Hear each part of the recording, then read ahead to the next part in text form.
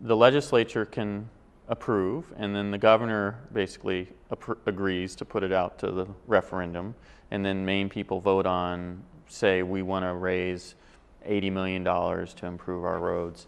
But even after that, there's no guarantee that those dollars get issued for that purpose, because either the governor can choose to keep that from happening because they have to issue final approval. What's the... No, it's not so much that as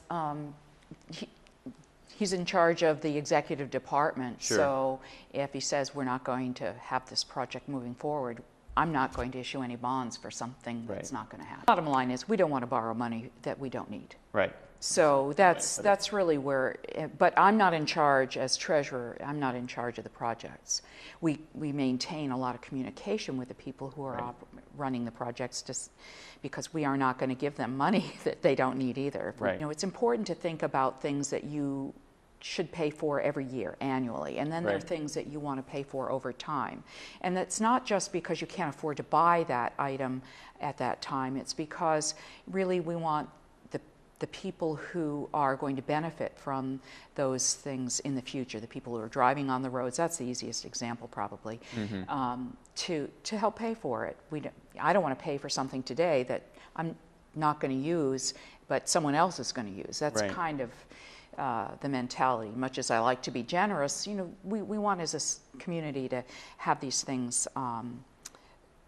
be apportioned equally to the and this is sometimes when these economists will talk about this as the generational shift. We don't want to put something on the next generation that should be ours and similarly going backward. In our state recently, as you've read there, the governor was concerned about bonds and stopped bonding. So then there was he indicated that he would continue bonding, and at that time we had $104.5 million in projects that had already been approved by voters. And I do want to make sure people understand this doesn't happen overnight. It's a process where we ask how much is needed, we get a certificate that from whoever's going to borrow the money that they really need it, and then we go out over 10 years. I'm going to jump back to going back to after we've issued the bonds, and a lot of states will borrow a lot more money and go out over a lot more years, but we're kind of plain vanilla and very conservative. And you know, the good aspect of this is that we have